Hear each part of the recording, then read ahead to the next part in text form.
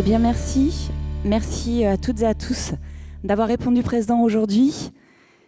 Donc, nous sommes ici réunis pour ce deuxième colloque du Centre régional du psychotraumatisme des Pays de la Loire, ici au Centre des congrès des Sables d'Olonne. Le psychotraumatisme chez l'enfant et l'adolescent, s'adapter face aux défis émergents, tel est l'enjeu posé dans le cadre de cette journée de partage qui se veut tourner autour des pratiques cliniques de terrain. Merci donc à tous d'avoir répondu présents aussi nombreux. Un grand nombre de personnes étaient sur liste d'attente pour assister à cette journée. Donc, cette journée, c'est un colloque co-organisé par le CRP, le Centre régional du psychotraumatisme des Pays de la Loire et l'établissement public de santé mentale de Vendée, Georges Mazurel, avec le soutien de l'ARS Pays de la Loire et le projet territorial de santé mentale de Vendée. Alors, avant de laisser la parole aux représentants et organisateurs du colloque, je vais me présenter. Je m'appelle Mathilde Chevret, je suis journaliste, formatrice. J'accompagne des adolescents, parfois des enfants ou des mineurs non accompagnés à prendre la parole, à s'exprimer sur des sujets variés, et ce, dans le cadre de projets d'éducation aux médias. La question du continuum des violences est l'une des thématiques fortes abordées avec ces publics, et c'est ce pourquoi je m'en excuserai, je vais être dans l'obligation de partir tout à l'heure autour de 16h. Donc le déroulé sera assuré évidemment. J'ai une obligation donc à Nantes pour l'enregistrement d'un podcast sur la question des violences sexistes et sexuelles. Donc je serai remplacée pour cette dernière intervention. Nous allons démarrer. Et nous allons démarrer avec vous, Annie Compara. Bonjour. Vous êtes adjointe déléguée aux Sables d'Olonne, 12e vice-présidente en charge de la commission Solidarité des Sables d'Olonne Agglomération, et vous représentez ce matin Yannick Moreau, maire des Sables d'Olonne. Merci. Alors, Madame la vice-présidente du conseil départemental de la Vendée, chère Florence, Monsieur Paré, directeur de l'EPSM de Vendée, docteur Malfette, docteur Diviton, du Centre régional de psychotraumatisme des Pays de la Loire, Monsieur Carchon, qui représente donc l'Agence régionale de santé des Pays de la Loire, et chers professionnels de santé et acteurs engagés. Tout d'abord, bienvenue aux Sables d'Olonne. Il pleut, mais vous savez bien qu'aux Sables d'Olonne, quand même, nous avons toujours la mer et toujours le sourire aussi. Voilà, donc je vous prie de bien vouloir excuser tout d'abord l'absence de Monsieur le maire, Yannick Moreau, qui est retenu par des engagements antérieurs. Il m'a chargé de vous exprimer le total soutien de notre collectivité à l'égard des thématiques qui vous rassemblent aujourd'hui. Ici, au cœur des Sables d'Olonne, vous êtes dans une ville à taille humaine et au cœur grand ouvert. Vous êtes aussi dans une ville qui a fait des thématiques de santé un axe majeur. Aujourd'hui, vous abordez une thématique bien particulière, la santé mentale de notre jeunesse. Certes, les Sables d'Olonne ont encore l'image d'une ville de seniors. La seule preuve, le journal ce matin qui disait que pour les retraités, la ville des Sables d'Olonne, c'était le top du bien vivre. C'est vrai. Mais en réalité, nous avons aussi des juniors. Voilà, avec 21 écoles, 5 collèges, 4 lycées, plus de 8200 élèves qui vivent sur notre territoire. C'est notre richesse, notre avenir, et nous nous devons de les accompagner au mieux pour les aider à se construire. La collectivité essaie d'agir au plus près de nos enfants, de nos ados, de façon pratique. Ainsi, à titre d'exemple, je me permettrai de rappeler qu'en 2023, plus de 500 jeunes, dont 7% en situation de handicap, ont été accueillis et accompagnés sur l'antenne des Sables d'Olonne de la mission locale Vendée Atlantique. Et toujours en 2023, 27 mineurs non accompagnés ont bénéficié d'un dispositif d'accueil inconditionnel. Je n'oublierai pas non plus, suite aux conséquences induites par la crise du Covid, la mise en place d'une écoute psychologique qui a permis d'accompagner 102 jeunes. Je tiens également à souligner le travail en profondeur effectué par le service prévention jeunesse de l'agglomération, à destination bien sûr des jeunes, mais aussi des familles, parce que je pense que les familles sont toujours impactées dans ce genre de situation. Alors vous allez aborder aujourd'hui des réalités qui touchent bien trop de jeunes. Ces réalités appellent à une action collective, plurielle, qui dépasse les mots, pour laisser place aux actes forts. Je tiens ainsi à saluer le travail des soignants, des éducateurs, des professionnels du secteur social et médico-social, des enseignants et de tous les acteurs engagés, en fait de vous tous. Nous partageons avec vous cette conviction, parce que protéger l'avenir, c'est d'abord protéger nos enfants. Moi, il y a une image qui me vient quand on parle des jeunes, c'est l'image d'une gare. Imaginez une gare, vous avez donc plein de jeunes qui sont sur le quai. Alors il y en a qui sont là avec de grosses valises, d'autres qui ont un petit sac, il y en a qui ont les mains dans les poches, et puis arrive le train. Voilà. Alors il y en a qui montent dans le wagon de première classe, puis d'autres dans le wagon de seconde classe, et puis il y a les autres qui restent sur le quai. Voilà, et qui regardent partir le train. Alors notre rôle à nous, c'est de les accompagner et de veiller à ce que personne, aucun jeune, ne reste à quai.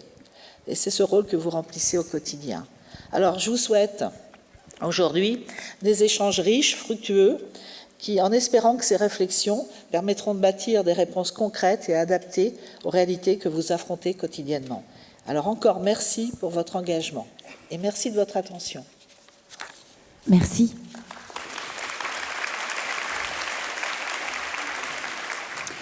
Nous accueillons donc Florence Pinault. Vous êtes vice-présidente du département. Bonjour.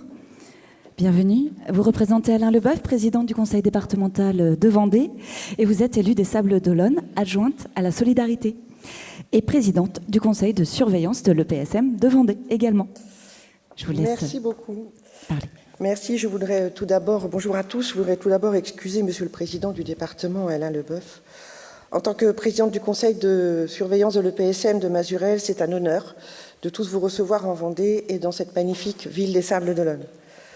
Ce deuxième colloque régional du psychotraumatisme est organisé avec le soutien de l'ARS et que je remercie bien évidemment, et surtout remercier toute l'équipe de Mazurel qui a organisé ce colloque aujourd'hui pour que vous puissiez passer un bon moment. Vous êtes plus de 400 personnes aujourd'hui des différents horizons, mais tout attaché à la problématique du psychotraumatisme chez l'enfant et l'adolescent, le thème de ce colloque. La Vendée, bien évidemment, n'est pas épargnée, malheureusement. Nous pouvons, avec mes collègues, le constater quotidiennement, avec les acteurs de la protection de l'enfance, dans l'accompagnement de nos enfants, des MNA, comme l'a dit Annie, dans nos collèges et dans nos centres médico-sociaux, et bien sûr pour les services de pédopsychiatrie de l'EPSM. Je vous remercie par avance les intervenants qui vont animer ce colloque, puisque aujourd'hui, nous le savons, nous avons besoin de savoir où est-ce que l'on va. Et pour savoir où l'on va, il faut savoir d'où l'on vient, on dit souvent. Et je pense qu'aujourd'hui, nos jeunes ont aussi ce besoin-là, de savoir, de trouver des points d'accroche. Et une fois qu'on les a repérés, le principal, c'est de pouvoir les accompagner. On a la chance en Vendée d'avoir le PSM, mais aussi après un maillage sur tout le territoire avec ces services de proximité qui sont importants, puisqu'on le sait aussi, nos jeunes n'ont pas tous forcément des moyens de mobilité. Et malgré toutes les difficultés, on en échange souvent avec M. Paré, le directeur, il faut avancer, nous avançons, mais aujourd'hui, ce traumatisme, ce psychotraumatisme des enfants et des adolescents est prégnant dans la vie du quotidien. Et dans cette semaine des violences intrafamiliales, je trouve que ce colloque tombe à point nommé. Donc j'espère vos échanges riches et je vous souhaite un très bon colloque et un bon séjour aux Sables d'Olonne. Merci à vous. Merci. Philippe Paré, vous allez nous rejoindre. Vous êtes directeur de l'EPSM de Vendée Georges Mazurel et vous représentez donc la gouvernance du projet territorial de santé mentale de Vendée. Merci. Bonjour à toutes et à tous. Monsieur le directeur départemental de l'ARS, Madame la vice-présidente du conseil départemental de Vendée, Madame l'adjointe au maire des Sables, docteur, Mesdames et Messieurs. Alors c'était vraiment avec un très très grand plaisir que de vous accueillir ici, en Vendée, aux Sables, pour ouvrir ce colloque régional consacré au psychotraumatisme chez l'enfant et l'adolescent. Alors la thématique est à la fois majeure, complexe, et profondément humaine, en interpellant aussi bien nos consciences que notre expertise. Les traumatismes psychologiques chez les jeunes ne sont pas de simples événements isolés, ils sont souvent le reflet des vulnérabilités de notre société. Les conflits, les violences intrafamiliales, les crises sanitaires, les catastrophes naturelles, mais aussi l'ensemble des défis émergents, tels que le cyberharcèlement ou les bouleversements climatiques exposent a fortiori nos enfants à des réalités qui marquent durablement leur développement. Alors ces traumatismes ont des répercussions multiples, affectant leur santé mentale, leur scolarité, leurs relations sociales et parfois leur avenir tout entier. Pourtant, ils restent trop souvent invisibles ou insuffisamment pris en charge. Alors notre responsabilité en tant que professionnels de santé, éducateurs, décideurs ou acteurs sociaux est immense. Comprendre pour mieux agir, détecter pour mieux protéger, soigner pour mieux reconstruire. Alors, bien évidemment, une évidence, de mon point de vue, s'impose. Nous devons nous adapter. Adapter nos pratiques cliniques, adapter nos cadres juridiques, mais aussi l'ensemble de nos dispositifs d'accompagnement pour pouvoir répondre à l'ensemble de ces défis émergents. Alors ce colloque, je n'en doute pas, sera le terreau fertile d'une réflexion collective et transdisciplinaire autour de ces enjeux. Alors également, je tenais à dire quelques mots sur le contexte vendéen de la prise en charge du psychotraumatisme. Une démarche qui s'est structurée et particulièrement enrichie dans le cadre de la dynamique du projet territorial de santé mentale dès 2022, où le psychotrauma y a été inclus.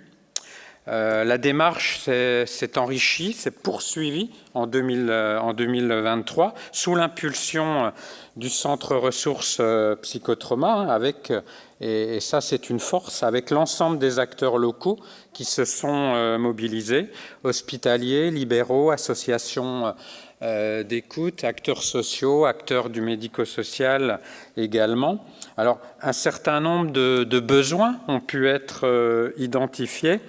La formation et l'interconnaissance des différents acteurs et ressources mobilisables.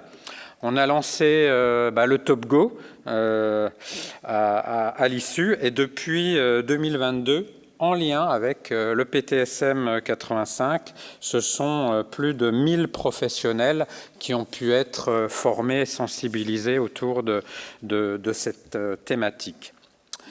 Alors, ce temps d'échange aujourd'hui, à travers ce colloque, est aussi une réponse pour le volet enfant, ado, à la sensibilisation, à la formation des professionnels, à la connaissance des ressources ou encore à l'identification des acteurs locaux.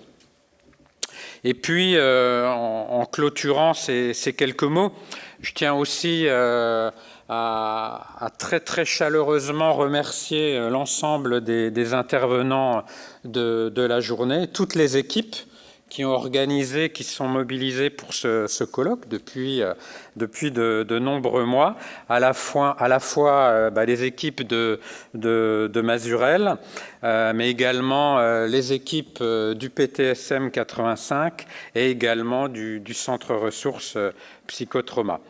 Votre participation, qui est nombreuse, à guichet fermé, ça a été dit, témoigne, s'il en était besoin, de votre détermination à faire avancer cette cause essentielle. L'enfance, l'adolescence sont des âges fragiles, mais aussi porteurs d'une immense résilience. Notre rôle est d'être à leur côté, de leur donner les outils pour se reconstruire et de ne jamais perdre de vue leur potentiel à s'épanouir malgré l'épreuve. Je vous souhaite un colloque très riche en rencontres et en inspiration. Merci à toutes et à tous.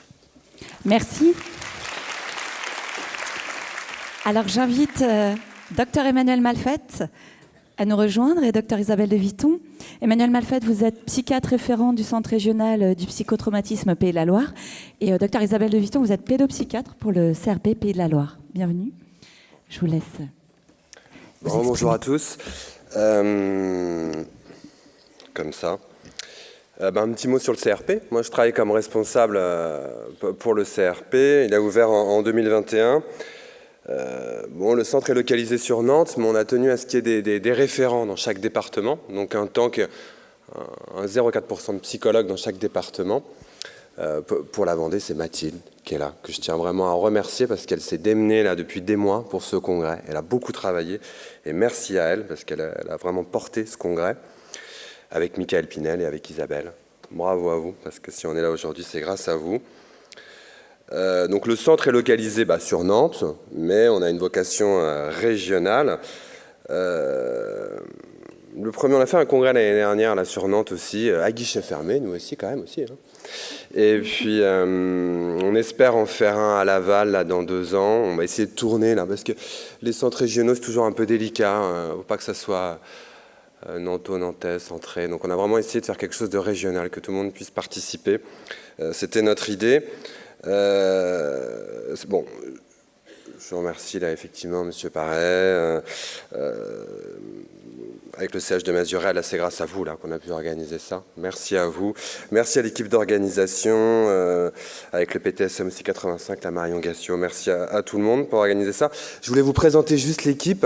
Alors, l'équipe du CRP, donc moi, avec le temps, j'ai de plus en plus de mal à voir, mais je pense que je vais aller voir. Je vais peut-être en oublier. Donc, là, je vois Quentin Bendimerad. Vous pouvez vous lever la main. Ouais, salut Quentin. Après, là, je vois Richard. Voilà, psychologue effectivement, voilà. Annabelle, à côté, Annabelle Rolando, qui s'occupe du secrétariat, le pivot du CRP. Cécile à côté, Cécile Condominas, je vois Cécile Mariani aussi. Muriel là-bas, Charlotte, Alix, que vous allez voir, Christelle. Faites la moitié de la salle. Ouais, non, il manque qui d'autre? C'est bon? Aidez-moi. Vous n'avez oublié personne? Une belle équipe, ça marche plutôt très bien. C'est pas évident les centres régionaux parce qu'on est un peu à la frontière de tout. Puis nous on voulait pas être, c'est pas facile. Hein. On est centre expert, c'est un peu, ça marche pas très bien. Donc on voulait être centre ressources, on dit maintenant. Il y a plein de mots comme ça, politiquement correct. On travaille, on a 3 missions pour vous présenter un peu brièvement. Coordination, donc on va essayer de coordonner tous les acteurs du sanitaire. Alors le sanitaire, ça va assez vite. Hein. Bon, dans les départements, ça va même très très vite parce qu'il ne reste pas grand-chose. Et puis le médico-social, où on essaye aussi de recenser. Le milieu associatif, on va essayer d'avoir toutes les ressources, puis le libéral. Donc on a un annuaire un peu de gens qui seraient intéressés par cette thématique. Donc ça fait que quand les gens, juste pour vous dire un mot, en fait, nous quand les gens appellent, si c'est des particuliers, on va les relancer directement vers des acteurs de proximité. On va essayer.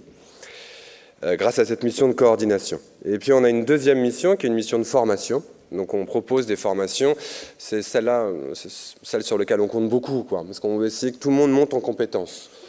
Donc les acteurs, ce qu'on appelle les acteurs de niveau 1, c'est le grand public, ou les pompiers, les policiers. Par exemple, les pompiers et les policiers, on sait qu'ils sont impactés, mais on sait aussi que par leur façon de faire, ils peuvent impacter. Donc on voit comment faire au mieux, quoi. Le niveau 2, c'est les acteurs, les psychiatres, les psychologues, les gens qui vont voir des gens confrontés au psychotrauma de façon plus régulière. Et le niveau 3, c'est le centre expert, quoi. C'est nous. Donc voilà, on essaie de faire des formations adaptées à tous les niveaux. On voit, pour ça, c'est pas si simple, c'est un peu compliqué la lumière de la formation, mais on essaye. Nous, notre but, en fait, c'est de plus rien faire, quoi. C'est que tout le monde soit formé, puis qu'on n'ait rien à faire. Et puis on a une mission de soins, je la mets en dernier parce que si vous voulez on est une petite équipe de 5-6 personnes, donc on va pas pouvoir, il y a 4 millions de personnes là, dans les pays de la Loire, donc ça va être un peu compliqué. Bon, tout le monde n'est pas traumatisé, mais on est dans une société où il ne faut pas non plus faire une machine à trauma, que tout le monde soit des victimes, on essaye de garder un peu la tête froide, mais on pourrait avoir facilement 2 ans d'attente en 2 semaines. Donc nous on a une politique un peu particulière qui est toujours... sujet de la discussion, dont on discute toutes les semaines. Mais grosso modo, on voit les gens déjà suivis et dont les personnes qui suivent sont en difficulté. Donc on va plutôt être du soutien aux gens qui suivent. Donc on demande à ce que les gens soient déjà suivis parce que vous verrez au cours de la journée, nous, ce qui est au cœur de la problématique de psychotrauma, c'est la relation. Donc c'est plutôt des problématiques abandonniques, nous, au cœur de ça. Donc voir les gens 1 fois, 2 fois, 3 fois, ça n'a pas de sens, quoi. Donc on tient à ce qu'il soit suivi, on essaye qu'il y ait un suivi dans la durée parce que c'est ça qui soigne, c'est la relation. Ce n'est pas forcément des opérations magiques une fois, deux fois, trois fois. Bien qu'il y ait des techniques maintenant qui sont plutôt pas mal. Voilà, j'arrête. Bon. Dans chaque psychotrauma, ce qui est attaqué, c'est la relation. Donc nous, et j'espère que vous êtes là pour ça, notre idée, c'est de remettre de la relation, remettre de la vie dans les relations qu'on a avec les autres, qu'on a avec soi-même, qu'on a avec le monde. Je pense que c'est un peu ça notre mission. C'est un peu prétentieux dit comme ça, mais bon, c'est ça, vers ça qu'on aimerait aller. Donc j'espère que vous aurez des bonnes relations aujourd'hui, qui vont faire que vous aurez un corps disponible et tranquille pour accueillir plein de savoirs et que vous allez rencontrer du monde. Et je vous souhaite une excellente journée. Merci. Docteur Isabelle de Viton, allez-y. Juste très brièvement, parce que tout a été dit et très bien dit, je ne vais pas rallonger, mais c'est vrai que cette deuxième journée qu'on avait voulu sur la population des enfants et des ados, eh ben on voit tout l'intérêt que ça suscite et l'engouement. Et on vous remercie, parce qu'effectivement, comme disait Emmanuel, le CRP, en fait, c'est le réseau, c'est vous tous. Alors, cette année, on est en Vendée, mais c'est tous les professionnels qui ont un intérêt et qui se sentent concernés et qui veulent bien faire pour ces jeunes qui sont notre avenir. Ça a été dit aussi. Hein. C'est pas un sujet léger. Aujourd'hui, on va parler d'enfants qui multiplient les vulnérabilités. Mais pour reprendre la métaphore, si vous me permettez, de la gare, du train, c'est vrai, vu comme ça peut être violent de se dire qu'on ne part pas tous avec les mêmes chances dans la vie. Et en même temps, je me dis, en fait, ceux qui restent sur le quai, offrons-leur du covoiturage. On va pouvoir rebondir, aller ensemble, choisir sa route, parce que le train, il n'y a que des rails et on avance et ça va vite, mais quelquefois ça ne marche pas d'ailleurs. Mais le covoiturage, ça crée des relations, ça permet de choisir le chemin, ça permet d'avancer à plusieurs.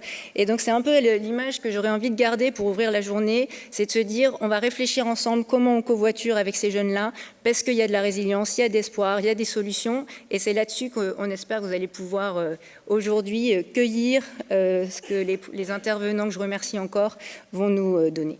Voilà, bonne journée. Merci, merci beaucoup. Alors enfin, Pierre-Emmanuel Carchon, directeur de la délégation territoriale de Vendée de l'ARS Pays de la Loire. Vous représentez aujourd'hui Jérôme Jurmel, directeur général de l'ARS Pays de la Loire. Merci. Madame la conseillère départementale, chère Florence, Madame l'adjointe à la ville des Sables-d'Olonne, Monsieur le directeur de l'EPSM de Vendée, M. Paré, Madame la présidente de CME, Madame Dr Delans-Sommier, Mesdames, Messieurs les professionnels de santé, Mesdames, Messieurs, je suis très honoré aujourd'hui d'être parmi vous en Vendée pour l'Agence régionale de santé pour ce deuxième colloque régional sur le psychotraumatisme. Dans son discours de 2017, le président de la République a annoncé la création et l'identification de dispositifs spécialisés dans la prise en charge du psychotraumatisme. Cette annonce s'inscrivait alors dans un contexte d'exposition croissante d'une partie de la population à des violences intrafamiliales, mais aussi en lien avec les attentats, le parcours de migration, la survenue de catastrophes naturelles ou l'évolution de relations dans un monde de travail complexe. 7 ans plus tard, les centres de ressources de psychotraumatisme sont une réalité, émaille désormais l'intégralité du territoire national avec une quinzaine de structures. En Pays de la Loire, dès juin 2018, l'agence s'est mise à disposition des professionnels pour contribuer à l'élaboration du projet du CRP et en a accompagné depuis sa création en octobre 2021 le développement en lien avec le Centre de ressources et de résilience de Lille. La structuration en antenne que vous avez rappelée est essentielle pour nous à l'agence puisque nous souhaitons vraiment être en proximité des difficultés et des problématiques pour mieux trouver des solutions ensemble avec les acteurs du terrain. Je voudrais remercier ici le docteur Emmanuel Malfette et le docteur De Viton, ainsi que toute l'équipe avec qui j'ai pu échanger hier soir, pour leur implication et effectivement leur ambition qu'ils portent pour les Pays de la Loire, mais aussi, je crois, pour développer un certain nombre de missions qu'aujourd'hui les CRP n'assurent pas. 3 missions que je voudrais rappeler ici et qui sont essentielles pour le parcours de soins. 1. Favoriser l'accès précoce à des interventions et de soins adaptés psychiques et somatiques. C'est essentiel. 2023, près de 1300 consultations ont été réalisées par le CRP. En 2, c'est de développer les compétences de l'ensemble des professionnels impliqués dans la prise en charge de victimes. 400 professionnels formés. Je crois que vous êtes aujourd'hui avec des listes d'attente importantes et vous ne pouvez pas répondre. Donc c'est dire aussi la notoriété que vous avez aujourd'hui réalisée. Et puis 3, coordonner le réseau à l'échelle de la région, avec l'ensemble des associations, des collectivités, des établissements, pour être efficace et pragmatique. Nous savons que votre champ d'intervention est vaste, tant au niveau populationnel que dans le périmètre d'exposition. Les besoins sont immenses, je vais y revenir. Grâce à votre mobilisation, le CRP des Pays de la Loire a déjà trouvé sa place et est devenu un acteur majeur, local, incontournable et reconnu. Cette semaine est particulière puisque du coup, avec le préfet et le CHD, nous avons lancé la dynamique pour la création de la Maison des femmes de Vendée, qui doit vous permettre de disposer de ressources supplémentaires en département pour couvrir les besoins croissants et plus particulièrement ceux des femmes victimes de violences sexistes et sexuelles. Concernant les enfants, les besoins sont énormes et on le voit, nous, à travers les contrats locaux de santé qu'on signe avec les élus. Quelques chiffres, 3. Selon l'Observatoire national de la protection de l'enfance, en 2023, plus de 50 000 mineurs ont été victimes de violences physiques. Ça, c'est le premier chiffre.